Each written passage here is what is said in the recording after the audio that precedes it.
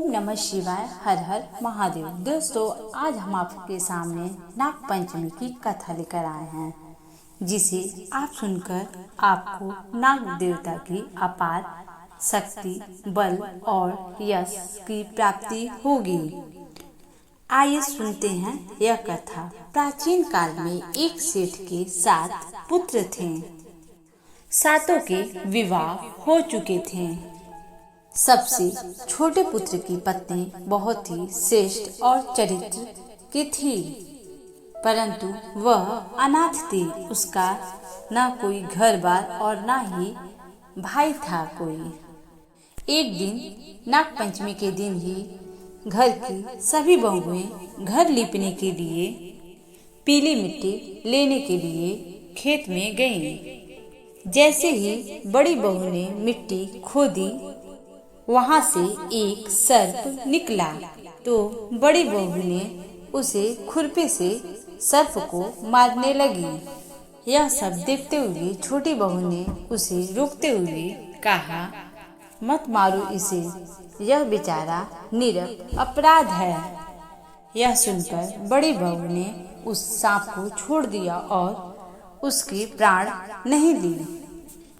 तभी सर्प एक ओर जाकर बैठ गया। तभी छोटी बहू ने उस सर्प से कहा, हम अभी लौटकर तुम्हारे पास आते हैं, तुम यहाँ से जाना मत। यह कहकर वह अपनी जेठानियों के साथ मिट्टी लेकर घर चली गई और वहाँ घर का कामकाज कर सर्प से जो वादा की थी उसे भूल गई। छोटी बहू को सर्प से किया वादा दूसरे दिन याद आया तो वह सर्प के पास पहुंची। सर्प को उस स्थान पर बैठा हुआ देखकर छोटी बहू सर्प को देखते ही छोटी बहू ने सर्प को नमस्कार किया। सर्प भैया सुनते ही उसे बहुत ही ज्यादा खुशी हुई और वह सर्प बोला, तुम मुझे भाई मान ली तो मैं तुम्हें आज से अपनी छोटी बहन मानता हूँ, इसलिए तुझे मैं कोई भी नुकसान नहीं पहुँचाऊंगा और तुम्हारी सदैव के लिए रक्षा करूँगा। क्योंकि अगर दूसरा कोई होता और मुझे झूठी तसल्ली देता मिलने के लिए और नहीं आता तो मैं उस इंसान को डस लेता। सर्प अपनी छोटी बहन को बहुत ही ज्यादा प्यार और सम्मान करने लगा था। छोटी बहन ने सर्प से माफी भी मांगी। सर्प ने छोटी बहन से कहा कि तू कोई वरदान मुझसे मांग ले, क्या चाहिए तुम्हें? छोटी बहू ने उससे बोला, भैया मेरा कोई नहीं है, मैं एक अनाथ हूँ। अच्छा हुआ जो तुम मेरे भाई बन गए। ऐसे ही कुछ दिन व्यतीत होने पर वह सर्प मनुष्य का रूप रखकर उसके घर आया और बोला, मेरी बहन को भेज दो। बड़ी बहू ने हैरानी से कहा, इसकी तो कोई भाई नहीं है। अपने बोला, मैं दूर के रिश्ते से इसका भाई हूँ, बचपन में ही बाहर चला गया था। उसके विश्वास दिलाने पर घर के सभी लोगों ने छोटी बहू को उसके साथ भेज दिया।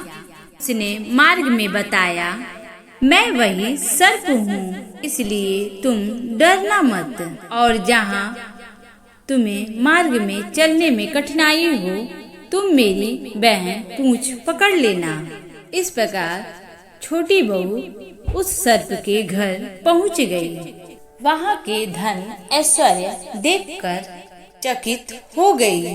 एक दिन सर्प की माता ने उससे कहा, मैं एक काम से बाहर जा रही हूँ, तू अपने भाई को ठंडा दूध पिला देना। छोटी बहू को यह बात ध्यान नहीं रही और वह गर्म दूध पिला दिया, जिससे सर्प का मुंह जल गया। यह देखकर सर्प की माँ बहुत क्रोधित हुई, परंतु सर्प के समझाने से वह शांत हो गई। तब सर्प ने कहा, बहन को उसके घर अब पहुंचा देना चाहिए। तब सर्प और उसके पिता बहुत सा सोना, चांदी, हीरे जवाहरात देखकर उसे विदा किए। इतना ढेर सारा धन देखकर बड़ी बहू ने ईर्ष्या की। छोटी बहू से कहा, तुम्हारा भाई तो बड़ा ही धनवान है, तुझे तो उससे और भी धन लाना चाहिए था। सर्प ने जैसे ही यह वचन सुना तो सब वस्तुएं सोने की लाकर बहन के घर दे दिया। यह देखकर बड़ी बहू, इन्हें झाड़ने पोंछने के लिए सोने का झाड़ू भी होना चाहिए। तब सर्प ने सोने का झाड़ू भी लाकर दे दिया। सर्प ने छोटी बहू को हीरे मणियों से जड़े एक गले का हार भी दिया। उसकी प्रशंसा उस देश की रानी ने भी सुना। वह राजा से बोली, सेठ की छोटी बहू का हार यहाँ आना चाहिए। रानी के कहे अनुसार छोटी बहू को हार रानी को दे दिया गया। छोटी बहू को यह बात बहुत ही बुरी लगी। उसने अपने सर्प भाई को याद किया, आने पर प्रार्थना की, भैया, रानी ने वह हार मुझसे छीन लिया, तुम कुछ ऐसा करो वह हार उसके गले में पड़े तो वह सर्प बन जाए। जब वह मुझे वह हार लौटा दे तो वह हार हीरे मणियों का बन जाए। सर्प ने ठीक वैसे ही किया जैसे उसकी छोटी बहू ने कहा। ही रानी ने हार अपने गले में डाला। वह हार हीरो मणियों की तुरंत सर्प में बदल गया। रानी चीख पड़ी और रोने लगी। यह देखकर राजा ने सेठ के पास खबर भेजी, छोटी बहू को तुरंत राजमहल में भेजो। जी छोटी बहू को स्वयं लेकर महल में उपस्थित हुए। राजा ने छोटी बहू से पूछा, तूने क्या जादू किया है, मैं तुम्हें दंड दूंगा। छोटी बहू बोली, राजा धृष्टता क्षमा कीजिए, हार ही ऐसा है, मेरे गले में हीरे मणियों का बन रहता है और दूसरे के गलों में पड़ते ही वह सर्प बन जाता है। यह सुनकर राजा ने वह सर्प का माला छोटी बहू के गले में पहनने को कहा। जैसे ही छोटी बहू अपने गले में उसे धारण की, वह फिर से हीरे मणियों का हार बन गया। राजा बोले, यह देखकर मुझे तुम पर विश्वास हो गया, मैं तुम्हें तुम्हारे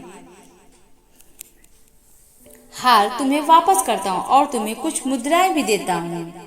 बहू अपने हार और मुद्राएं सहित अपने घर को आई।